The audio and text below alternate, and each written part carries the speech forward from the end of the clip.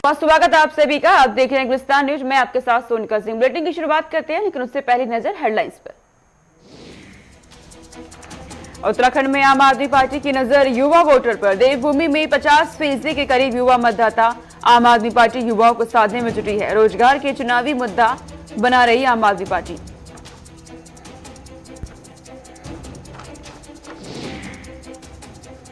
देवभूमि के कुछ इलाकों में भारी बारिश की संभावना। मौसम विभाग ने 3 दिन का अलर्ट जारी किया। तेज रफ्तार से हवाएं भी चलने की संभावना। प्रशासनिक अधिकारियों को सतर्क रहने के निर्देश।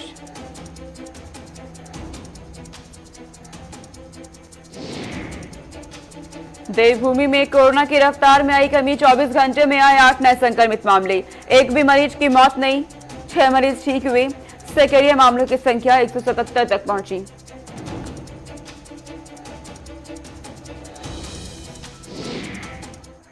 बुलेटिन की शुरुआत करते हैं। तमाम बड़ी खबरों से आपको रूबरू कराएंगे। सीधा उत्तराखंड ले चलते हैं। बड़ी जानकारी इस वक्त उत्तराखंड से सामने आ रही है।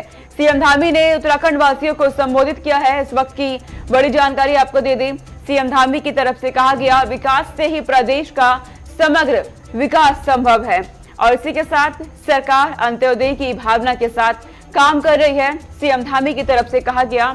संबोधन के दौरान प्रधानमंत्री ने 2025 तक अग्रणी राज्य बनाने का लक्ष्य रखा है।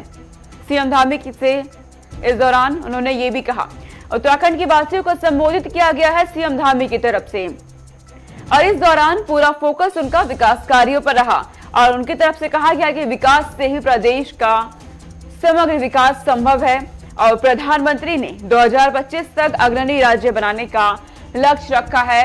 उत्तराखंड को पूरे देश के अंदर अग्रणी राज्य बनाया जाएगा, ये लक्ष्य रखा गया है। साथ ही साथ सीएम धामी जिस तरीके से सत्ता की कमान संभालने के बाद से ही बेहद सजग उत्तराखंड के विकास कार्यों को लेकर। उत्तराखंड से हमारे ब्यूरो चीफ धीरेन्द्र प्रताप सिंह हमारे साथ जुड़ गए हैं तमाम जानकारी के साथ। धीरेन्द्र, सीएम धामी ने उत्तराखंड के वासियों के साथ संबोधन किया है। इस दौरान विकास कार्यों पर पूरा फोकस रहा उनका। देखिए, सीएम धामी उत्तर प्रदेश के 2 दिन के दौरे पे है और वहां पे उन्होंने उत्तराखंड मूल के लोगों को संबोधित किया और उनको अपनी राज्य सरकार का लक्ष्य बताया और अपना कार्यशैली है उसके बारे में बताया और इसके साथ उन्होंने ये भी बताया कि इस तरह मंत्री नरेंद्र मोदी ने उनको 2025 तक उत्तराखंड को एक आइडियल राज्य बनाने का टारगेट दिया है, लक्ष्य दिया और उन्होंने कहा कि विकास से ही समग्र विकास संभव है। यानी अगर विकास होगा और समग्र विकास उसी में छिपा होता है और उन्होंने अंत्योदय को उसमें खास तौर पे उल्लेख किया। अंत्योदय आपको बता दें कि भारतीय जनता पार्टी के जो संस्थापकों में रहे पंडित दीनदयाल उपाध्याय के मुख्य प्रमुख सिद्धांतों में है अंत्योदय, यानी अंतिम पंक्ति में खड़े व्यक्ति का भी विकास हो, यानी विकास तक उनकी भी पहुंच हो, तभी वो समग्र विकास माना जाएगा। तो मुख्यमंत्री ने उत्तराखंड वासियों को जो उत्तर प्रदेश में रहते हैं उनको आश्वस्त किया कि उनके नेतृत्व में उत्तराखंड राज्य अपने विकास के लक्ष्यों को बहुत तेजी से हासिल कर रहा है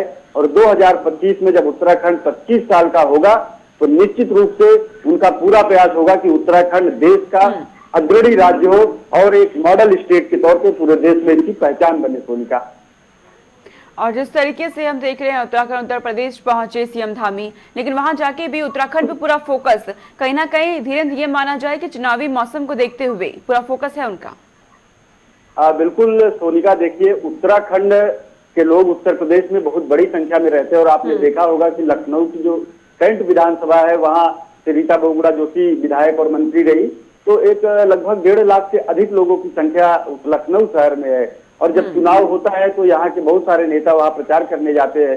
वहाँ के लोग यहाँ प्रचार करने आते हैं क्योंकि यहाँ उत्तर प्रदेश की बहुत बड़ी संख्या में लोग देहरादून में भी रहते हैं।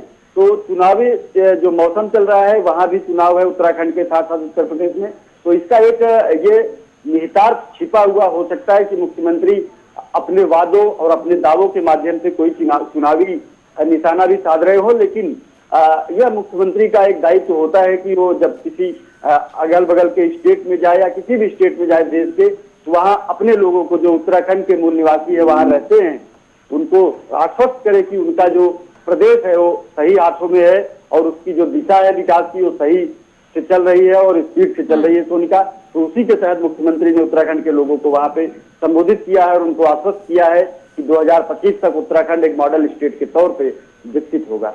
धीरेन्द्र, आज दूसरा दिन है उनके दौरे का। आज क्या कुछ कार्यक्रम उनके तय है उत्तर प्रदेश में, कुछ स्पष्ट है? देखिए, कल जो उनका जो दौरा था प्रमुख रूप से अयोध्या में ही सिमटा रहा। वहां पे तमाम संतों, महंतों और धार्मिक नेताओं से उन्होंने मुलाकात की, सरयू आरती भी की।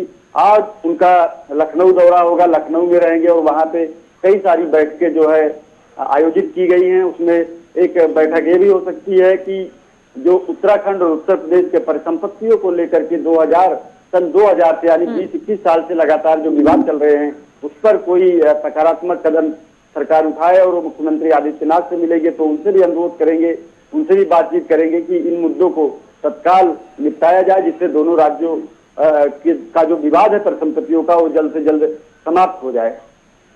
ठीक है धीरेन्द्र, तमाम जानकारी आपने हम तक पहुंचाई, बहुत शुक्रिया तमाम जानकारी हम तक पहुंचाने के लिए। आगे रुक करते हैं, उत्तराखंड से एक और बड़ी जानकारी सामने आ रही है। आम आदमी पार्टी की नजर युवा वोटर्स पर है, ये बड़ी जानकारी इस वक्त की आपको दे दें।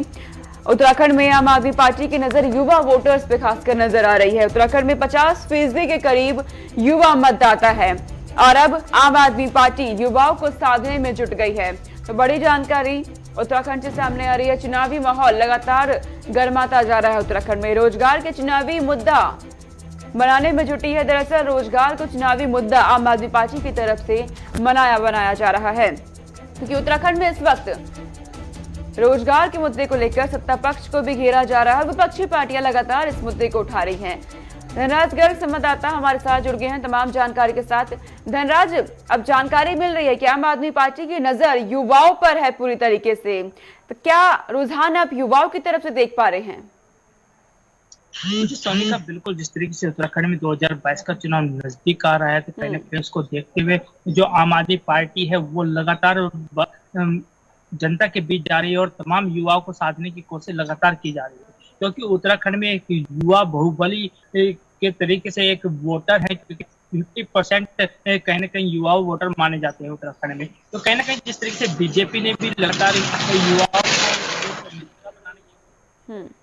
की बात बीजेपी लगातार कर रही है। मुख्यमंत्री पुष्कर सिंह धामी एक युवा चेहरा उत्तराखंड में उतारा गया है और उसके बाद से ही कहीं ना कहीं आम आदमी पार्टी भी युवाओं को साधने की कोशिश लगातार कर रही है, क्योंकि जिस तरीके से बेरोजगारी का मुद्दे को लेकर आम आदमी पार्टी लगातार धरने प्रदर्शन करती हुई नजर आती है। तो कहीं ना कहीं उससे लगता है कि अब जो युवा है उनको साधने की कोशिश लगातार आम आदमी पार्टी कर रही है। लेकिन ये तो वक्त ही बताएगा सोनिका कि आखिर युवा किस पर भरोसा जताते हैं, आम आदमी पार्टी पर भरोसा जताएंगे या फिर मुख्यमंत्री पुष्कर सिंह धामी की एक युवा चेहरा है उनके चेहरे पर भरोसा जताते हैं। ये तो आने वाला समय ही बताएगा। और जिस तरीके से आम आदमी पार्टी की तरफ से धनराज कहा जा रहा है कि युवाओं का समर्थन भी उन्हें मिल रहा है, जो रोजगार गारंटी अभियान चलाया जा रहा है, क्या वाकई समर्थन मिला है? जमीनी स्तर पे क्या सच्चाई आप देखते हैं? जी बिल्कुल सोनिका, यदि समर्थन की बात की जाए तो जिस तरीके से चुनाव से पहले सभी पार्टियां कहीं ना कहीं दावा करती हैं कि उनको युवाओं का समर्थन मिल रहा है, उनको महिलाओं का समर्थन मिलता है, लेकिन ये तो आने वाला वक्त ही बताएगा कि आखिर समर्थन किसको मिलेगा। क्योंकि जब हम जीरो ग्राउंड पर उतरते हैं तो कहीं ना कहीं देखने में आता है कि जो युवा है वो कहीं ना कहीं एक तरीके से पुष्कर सिंह धामी का जो युवा चेहरा है उस पर अपनी मोहर लगाता हुआ नजर आता है। और आम आदमी पार्टी की बात करें तो आम आदमी पार्टी जिस तरीके से गारंटी कार्ड योजना का खेल खेल रही है उत्तराखंड में, तो कहीं ना कहीं उसको देखते हुए भी लगता है कि युवा कहीं ना कहीं आम आदमी पार्टी को थोड़ा समर्थन जरूर देंगे, क्योंकि ये तो आने वाला वक्त ही बताएगा 2022 के चुनाव में कि आखिर युवा किस ओर जाते हैं। लेकिन ये सच है सोनिका की उत्तराखंड में जो अब इस बार त्रिकोणीय चुनाव होने जा रहा है, क्योंकि बीजेपी और कांग्रेस तो पहले से ही फील्ड में उतरी हुई है, लेकिन अब आम आदमी पार्टी ने भी अपनी ताल उत्तराखंड में ठोकी है और तमाम मुद्दों को लेकर वो जनता के बीच में भी जा रहे हैं। जैसे आपने देखा कि जब अरविंद केजरीवाल उत्तराखंड आए तो उन्होंने बिजली फ्री देने की बात उत्तराखंड वासियों की, उसके बाद रोजगार देने की बात उन्होंने की। तो कहीं ना कहीं जिस तरीके से चुनावी टाइम में कहीं ना कहीं दावे करने एक संभाविक है, और वही जो है बीजेपी हो या कांग्रेस हो या आम आदमी पार्टी हो लगातार दावे करती है कि इस बार वो उत्तराखंड में सरकार बनाएंगे, लेकिन ये तो आने वाला समय ही बताएगा कि आखिर सत्ता हासिल कौन कर पाता है। तो बिल्कुल धनराज, चुनौती भी है क्योंकि पहली बार उत्तराखंड की राजनीति में कदम रखा है और तमाम कार्यकर्ता देखा गया बीजेपी का दामन भी थाम रहे हैं, दल बदल का सिलसिला भी देखा जा रहा है। जी बिल्कुल सोनिका, जिस तरीके से आप देख रहे हैं कि तमाम जो विधायक हैं चाहे वो कांग्रेस के हैं या बीजेपी के हैं, कांग्रेस का बीजेपी में जाना और बीजेपी का कांग्रेस में आना, कहीं ना कहीं दल बदल का जो राजनीति है वो उत्तराखंड में शुरू हो चुकी है। आपने देखा कि यशपाल आर्य कैबिनेट मंत्री और उनके पुत्र संजीव आर्य कहीं ना कहीं बीजेपी को छोड़कर अब कांग्रेस में शामिल हो गए हैं। और आपने देखा कि किस तरीके से लगातार कांग्रेस के विधायक भी, जैसे राजकुमार पुरोला से विधायक थे, वो बीजेपी में आए, तमाम लोगों का आना जाना शुरू हो चुका है। अब इससे कहीं ना कहीं जो उत्तराखंड की सियासत है वो गर्मा गई है और तमाम जो नेता हैं, जिस तरीके से आप देख रहे हैं कि अभी और कुछ विधायकों का जाना तय हो सकता है बीजेपी से कांग्रेस में भी। तो आने वाला ठीक है धन्यवाद, तमाम जानकारी आपने पहुंचाई, बहुत शुक्रिया तमाम जानकारी हम तक पहुंचाने के लिए। आगे रुक करते हैं, उत्तराखंड में मौसम का मिजाज एक बार फिर बदलने जा रहा है और मौसम विभाग की तरफ से कहा गया है उत्तराखंड में मौसम का मिजाज एक बार फिर बदलेगा। मौसम विभाग ने 3 दिन का अलर्ट भी जारी किया है उत्तराखंड के लिए। जानकारी इस वक्त उत्तराखंड से सामने आ रही है, तेज रफ्तार से हवाएं भी चलने की संभावना। मौसम विभाग की तरफ से लगातार चेतावनी जारी की जा रही है, प्रशासनिक अधिकारियों को सतर्क रहने के निर्देश भी दिए गए हैं इस दौरान। और आपको बता दें कि जिस तरीके से मौसम का मिजाज एक बार फिर उत्तराखंड में बदलने जा रहा है, मौसम विभाग की तरफ से कहा गया है कि कुछ इलाकों में भारी बारिश की भी संभावना है। कहीं रेड अलर्ट, कहीं ऑरेंज अलर्ट राज्य में जारी किया गया है, खासकर पिथौरागढ़, चंपावत, चमेली में देखा जा रहा है, खासकर अलर्ट जारी किया गया है। संचित शर्मा संवाददाता मेरे साथ जुड़ गए हैं तमाम जानकारी के साथ। संचित, मौसम का मिजाज उत्तराखंड में एक बार फिर बदलने जा रहा है, इस वक्त मौसम का मिजाज कैसा है?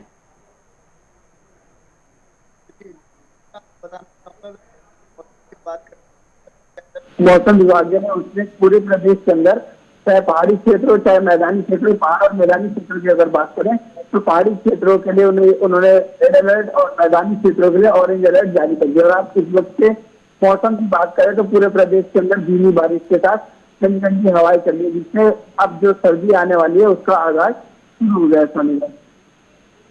और क्या कुछ प्रशासन की तरफ से व्यवस्था है, आप देख रहे हैं जिस तरीके से मौसम बदलने वाला है?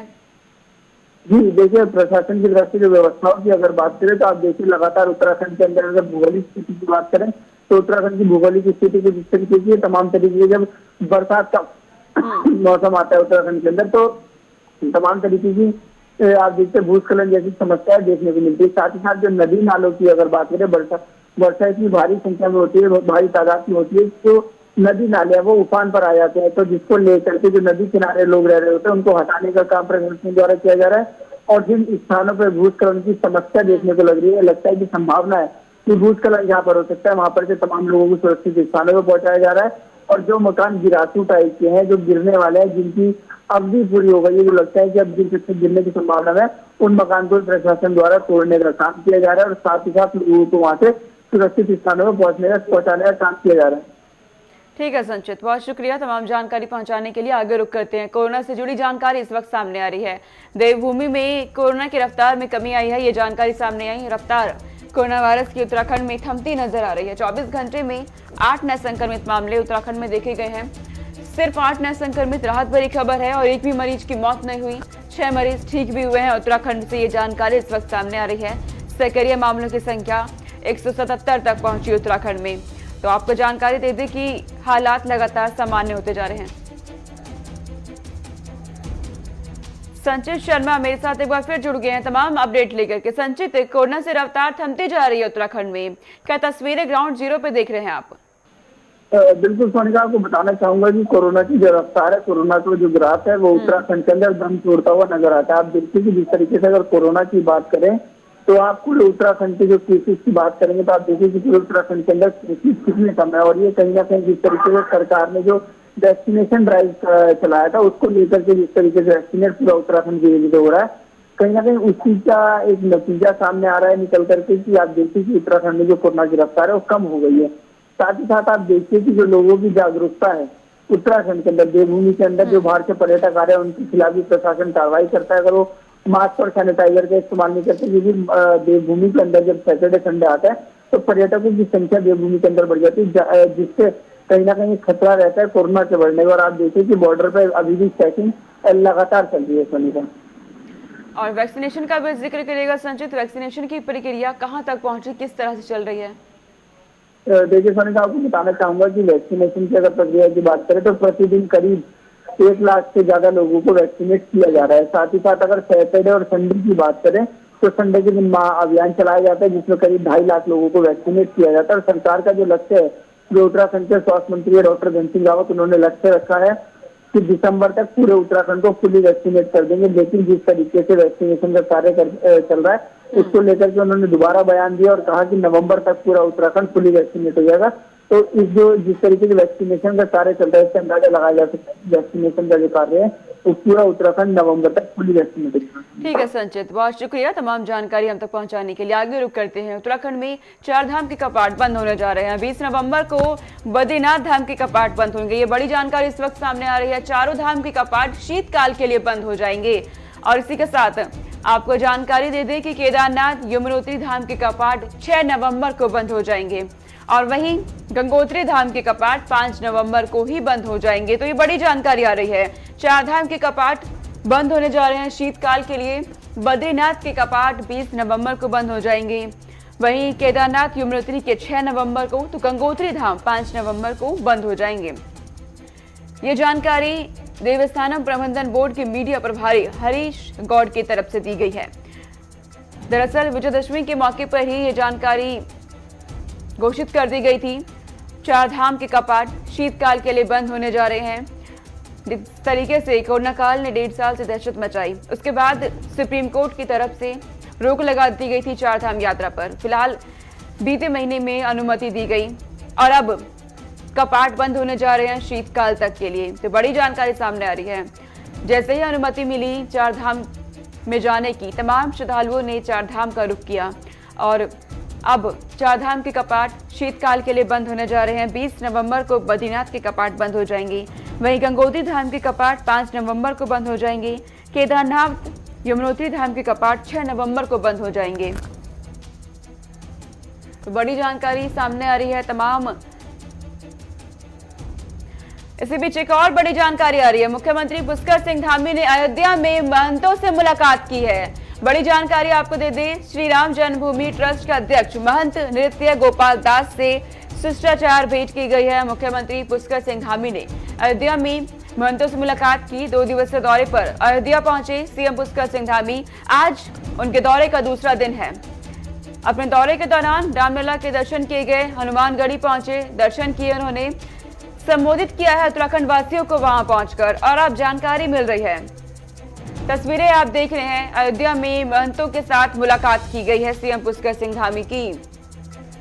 महंत नृत्य गोपाल दास का आशीर्वाद भी लिया गया है। चुनावी मौसम चल रहा है, ऐसे में उत्तराखंड के सीएम उत्तर प्रदेश पहुंचे हैं, रामलला के दर्शन किए गए और अब महंत जी का आशीर्वाद लिया गया है। महंत नृत्य गोपाल दास से शिष्टाचार भेंट की है। तस्वीरें आपके सामने है। सीएम पुष्कर सिंह धामी आपको नजर आ रहे हैं। महंतों के साथ मुलाकात की जा रही है। अपने 2 दिवसीय दौरे पर पहुंचे हैं सीएम पुष्कर सिंह धामी। अयोध्या पहुंचे, इस दौरान रामलला के दर्शन किए गए। कई कार्यक्रम उनके तय है वहां पर। और अब जानकारी मिल रही है कि महंत के साथ मुलाकात की जा रही है। इससे पहले उत्तराखंड वासियों को संबोधित किया गया और संबोधन के दौरान कहा गया कि उत्तराखंड के विकास को और समग्र विकास बनाया जाएगा और 2025 तक पूरे देश का एक अलग और अग्रणी राज्य बनाया जाएगा उत्तराखंड को।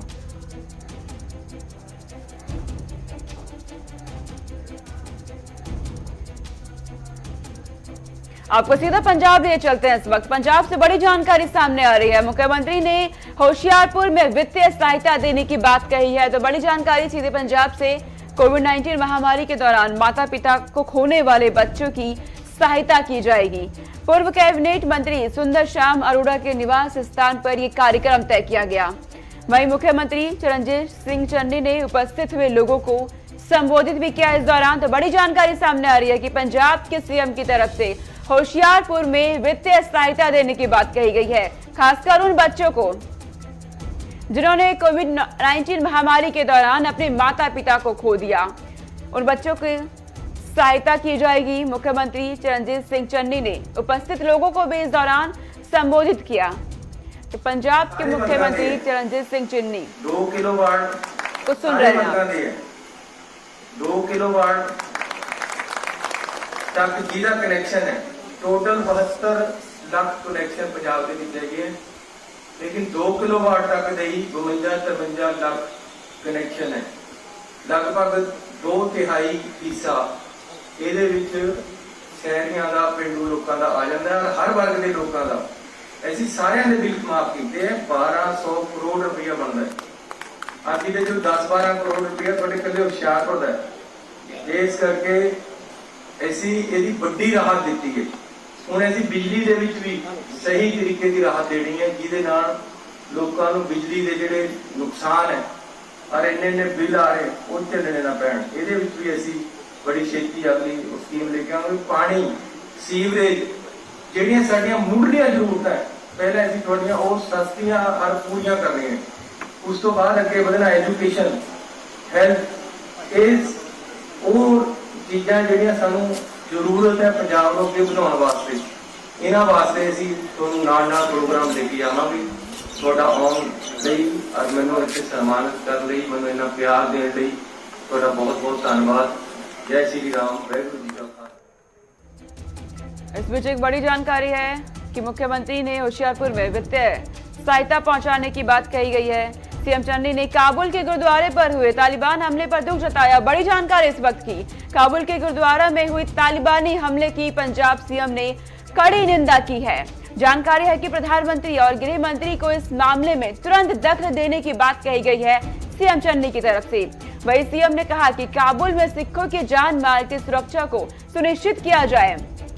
सीएम की तरफ से अपील की गई है प्रधानमंत्री और गृह मंत्री से कि अफगानिस्तान में जो सिख रह रहे हैं, काबुल में जो सिख रह रहे हैं, उनके सुरक्षा को सुनिश्चित किया जाए। दरअसल काबुल के गुरुद्वारे में तालिबानी हमले हुए जिस तरीके से, उसकी कड़ी निंदा की गई है।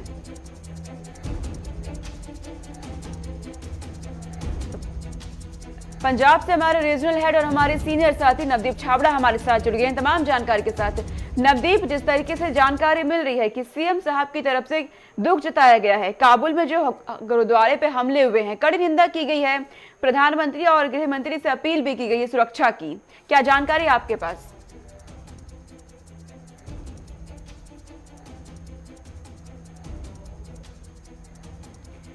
फिलहाल हमारा संपर्क टूट गया है हमारे सहयोगी के साथ। आपको जानकारी दे दें कि काबुल में जिस तरीके से गुरुद्वारे पे तालिबानी हमले हुए, उसे लेकर पंजाब के सीएम चन्नी ने दुख जताया है, कड़ी निंदा की है उन्होंने और प्रधानमंत्री, गृह मंत्री के साथ अपील की है कि तुरंत इस मामले में दखल दें। पंजाब से हमारे रीजनल हेड और सीनियर साथी एक बार फिर हमारे साथ जुड़ गए हैं तमाम जानकारी के साथ। नवदीप, जिस तरीके से काबुल में हमले हुए हैं गुरुद्वारे पर, अब सीएम साहब ने दुख जताया है इस पर, पीएम और गृह मंत्री के से अपील भी की गई है सुरक्षा को लेकर के, क्या जानकारी आपके पास?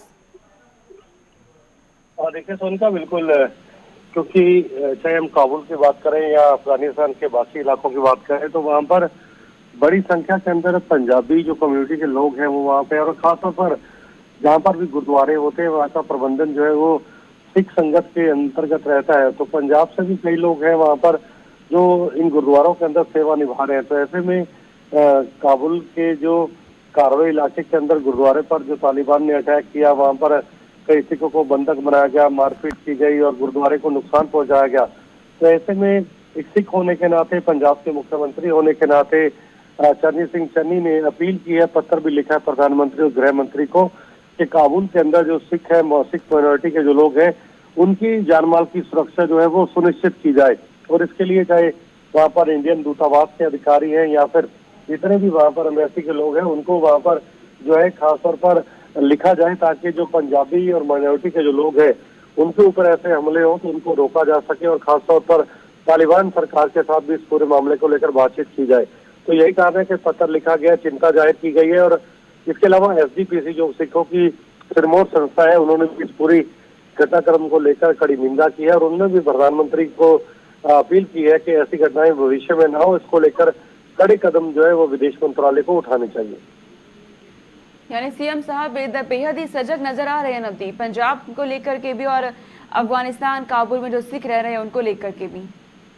पार्टी की जाहिर सी बात है, इससे पहले भी सुनकर जैसे ही पंजाब के अंदर या पंजाब से जुड़ी विदेश के अंदर कोई घटना होती है और खासतौर पर सिखों से जुड़ी हुई, क्योंकि सिख जो संस्थाएं हैं या सिख कौम ऐसी कौम मानी जाती है, अगर उनके ऊपर किसी तरीके का कोई हमला होता है, अटैक होता है, तो जो एसजीपीसी है, श्री अकाल तख्त साहब है, वो इस पूरे मामले को लेकर कड़ा संज्ञान लेता है।